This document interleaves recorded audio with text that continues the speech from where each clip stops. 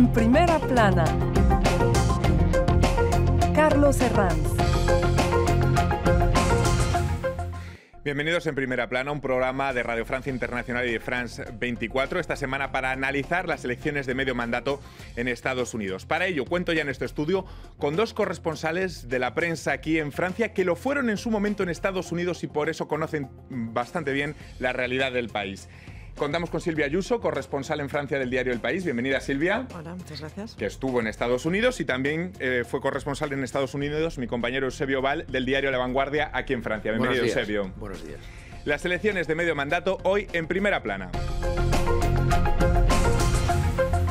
Bueno, pues Estados Unidos se prepara para esas elecciones del próximo martes 6 de noviembre que definirán sin duda cómo será la segunda parte del mandato de Donald Trump y también esa carrera por las elecciones presidenciales de 2020. Se renovará la Cámara de Representantes, un tercio del Senado y unas elecciones marcadas por un contexto de actualidad. Por ejemplo, el envío de bombas caseras a casa de los Clinton, los Obama o la CNN, el atentado antisemita en Pittsburgh del pasado fin de semana y también Trump arremetiendo una y otra vez contra esa caravana de migrantes centroamericanos. Y por cierto, unas elecciones también marcadas por un número inédito de candidaturas encabezadas por mujeres. Vamos a ver cómo lo está recogiendo la prensa. Por ejemplo, L'Obs, aquí en Francia, se hace una pregunta en su portada. ¿Trump está acabado?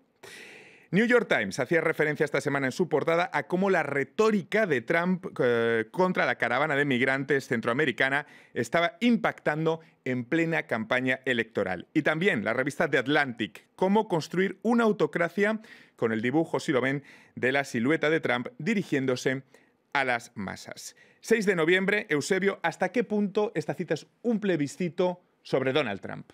Bueno, es en parte un plebiscito, pero yo creo que nos podemos encontrar el miércoles por la mañana con la sorpresa de que los republicanos han ampliado su mayoría en el Senado y en cambio pueden haber perdido su mayoría en la Cámara de Representantes, lo cual va a ser una situación difícil de analizar y contradictoria, pero que se explica por el sistema electoral tan peculiar que hay en Estados Unidos. Va a votar todo el país para la Cámara de Representantes, van a renovar la Cámara de Representantes, pero solo en 33 estados se vota para el Senado. Y resulta que en varios de esos estados los senadores titulares demócratas pueden perder el escaño porque se trata de estados ahora muy republicanos y que votaron a Trump. Es decir, podemos encontrarnos con esta situación paradójica de dos mayorías distintas en las dos cámaras. Si los demócratas, en cualquier caso, consiguen una gran victoria, podrían impulsar las investigaciones sobre las finanzas y sobre la trama rusa. ¿Este es el gran temor de Trump en esta cita electoral, Silvia? Es en buena parte el temor de Trump. Una Cámara de Representantes con una mayoría demócrata, que no hay ahora, podría impulsar, como bien dices, las investigaciones del impeachment contra el presidente, aunque si tuviera Trump, como parece que va a tener, un Senado con mayoría republicana y con una mayoría más sólida que ahora, seguramente serían frenados cualquier iniciativa. Pero ahí, ahora mismo, los demócratas prácticamente no pueden hacer nada porque no tienen mayoría ni en una ni otra Cámara. Pero no olvidemos también que siempre el partido es un plebiscito para el partido que está en el poder, en este caso los republicanos, pero también es un plebiscito para unos demócratas que vinieron de 8 años de mandato de un presidente como Obama, que se creyeron hasta la casi última hora de la noche electoral de 2016 que iban a tener otra vez una presidenta demócrata y que desde entonces no han levantado cabeza con todas las barbaridades que para un demócrata ha hecho Trump. Trump sigue afianzándose. Y los demócratas no tienen ni siquiera un líder. Si ahora los demócratas no tienen algún tipo de victoria clara, para ellos quizá el plebiscito es más duro incluso que para los republicanos de Trump. Si me lo permiten, vamos a explicar de forma muy didáctica, con una infografía, lo que se vota este martes 6 de noviembre con mi compañera Florencia Valdés. Más de 250 millones de estadounidenses están convocados a votar en las elecciones de medio mandato. Renovarán un tercio del Senado, elegirán una nueva Cámara de Representantes, también elegirán gobernadores y alcaldes en las grandes ciudades. Parlamentos locales serán igualmente renovados. Pero concentrémonos en el Senado y la Cámara de Representantes. Hay 100 senadores, 2 por estado, 51 republicanos, 49 demócratas. Teóricamente basta con que los demócratas ganen 2 escaños a los republicanos para revertir la mayoría. Sin embargo, la batalla será ruda para 10 senadores demócratas que buscan una reelección en estados conquistados en 2016 por Donald Trump. En cuanto a la Cámara de Representantes, si los demócratas obtienen la mayoría, lo que parece estar a su alcance, podrán bloquear el programa legislativo de la Casa Blanca y podrán presidir las comisiones que pueden audicionar a ministros juramentados de Donald Trump. La Cámara de Representantes puede igualmente iniciar un procedimiento de destitución contra el presidente. Lo puede hacer únicamente con una amplia mayoría en el Senado. Esta Cámara cuenta con 435 miembros elegidos, quienes ponen todos sus curules en juego por un mandato de 2 años. Gracias, Florencia. Bueno, las legislativas normalmente, Eusebio, sirven para castigar al partido en el poder, para el presidente de turno. Sin embargo, esta vez Donald Trump cuenta como gran argumento a su favor con los buenos datos económicos que hasta ahora ofrece la economía estadounidense, su gran baza. Exacto, en parte es su gran baza, la economía ha ido bien, el empleo también, la bolsa hasta casi hace pocos días. Es un factor muy importante, ¿no? En cualquier elección. Del cual a veces no sabemos si responsabilizar a la administración anterior, Obama, a la coyuntura actual o a Trump. Es decir, a veces las responsabilidades en estos datos económicos son compartidas, ¿no? Exacto. Y además hay factores un poco contradictorios, porque su política proteccionista está dañando, por ejemplo, a una parte de los granjeros, que es su base electoral en los estados centrales de la América profunda agrícola norteamericana, ¿no?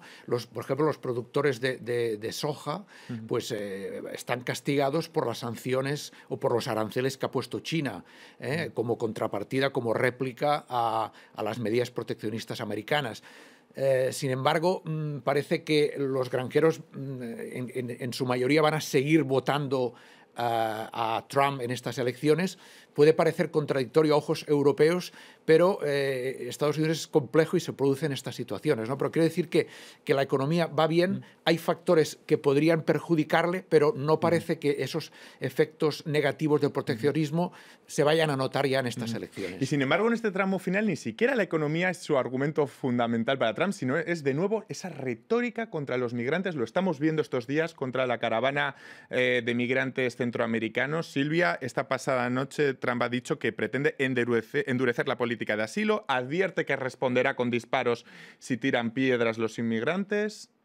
Es decir, volvemos a esa retórica agresiva de Trump en este tramo final. No es una sorpresa. Trump se presentó a las elecciones desde la Trump Tower en Nueva York atacando a los migrantes y llamando a los migrantes mexicanos violadores y traficantes. Es decir, en ese sentido ha sido muy consecuente y le funcionó muy bien cuando todo el mundo pensaba que iba a ir muy mal. Ahí hay una gran duda, una paradoja que pasa cada elección, ha pasado en las últimas elecciones, que es qué pasa con el voto latino. El voto latino es muy importante, o podría ser, tiene una capacidad muy importante. Los hispanos van a ser en pocas décadas, en un par de generaciones, la primera mayoría, creo que son ya la primera minoría, pero digamos, con una capacidad de voto muy fuerte, y sin embargo no se movilizan tanto como se esperaba en 2016 y no parece que se vayan a movilizar, por mucho que se esté hablando de ellos.